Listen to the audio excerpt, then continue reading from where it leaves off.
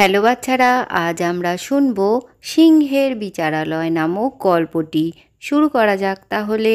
কোনো এক জঙ্গলে সমস্ত পশু পাখিরা খুব আনন্দ সহকারে বসবাস করত। সেখানে একটি হরিণও ছিল। সে ছুটতে ছুটতে তার বন্ধুদের কাছে আসতে থাকে। শোনো তোমরা, আমি জঙ্গল থেকে অনেক খোঁজ করে কিছু কলা এনে নিজের বাসায় রেখেছিলাম। সেই কলাগুলো আমি এখন দেখতেই পাচ্ছি না। তোমরা কি কেউ দেখেছো আমার কলাগুলো? আমরা কি করে জানবো হরিণ ভায়া? আমরা তো আর কেউ তোমার কলা চুরি করিনি। আরে তুমি যে কি বলো, আমি তো ঘাস খেয়ে বেড়াই, আমার পেট তো ভরাই থাকে। তোমার কলা আমি কেন চুরি করতে যাব? এই যে হরিণ ভায়া, আমি তোমার কলা নিইনি। আমি কলা খেতে অত পছন্দই করি না। তবে আমাদের মধ্যে এই বাদর ভায়াই তো কলা খেতে বেশি ভালোবাসে। ওই হয়তো তোমার কলার কাঁদি নিয়েছে। তুমি বা না জেনে এমন কথা বলছো কেন কচ্ছপ ভায়া? তুমি কি আমাকে ওর কলা নিতে দেখেছো?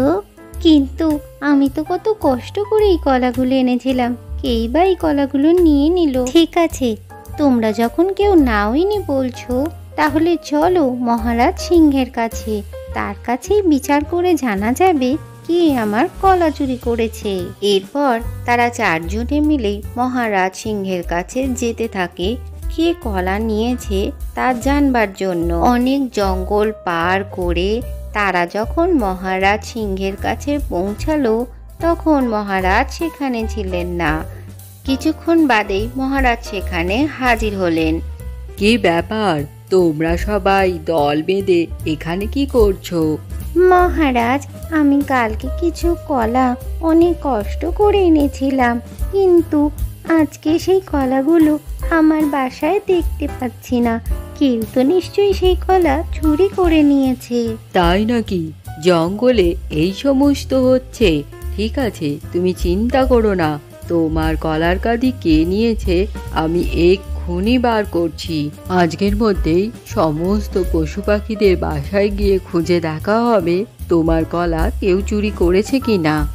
এরপর বাঁদর গাছের ডালে বসে বসে ভাবতে থাকে, আমার মনে হয় কলাগুলো চুরি করা একেবারেই উচিত হয়নি। মহারাজ খুঁজে ফেলবার আগে হরিণ ভায়াকে সেই কলাগুলো ফেরত দিয়ে দেওয়া উচিত।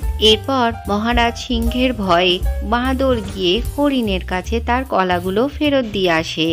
হরিণ ভায়া, তোমার কলাগুলো আমি লোভ করে চুরি করেছিলাম। আমাকে তুমি ক্ষমা করে দিও, আর মহারাজকে তুমি কিছুই বলো না। তুমি এটা মোটেই ঠিক কাজ করনি বাদর ভায়া। তুমি যদি আমার কাছে চাইতে, আমি নিশ্চয়ই তোমাকে দিতাম। ঠিক আছে, তুমি তো তোমার ভুল বুঝতেই পেরেছো। আমি আর মহারাজকে কোনো কথাই বলবো না। তবে তুমি এ কাজ আর কোনোদিনও করো না। না না, আমি এ কাজ আর কোনোদিনও করব না। আজকের গল্পটি থেকে কি শিখলে বাচ্চারা? না বলে কখনোই কারোর জিনিস নিয়ে নিতে নেই। ভিডিওটি ভালো লাগলে চ্যানেলটিকে লাইক ও শেয়ার করে সাবস্ক্রাইব করে দিও।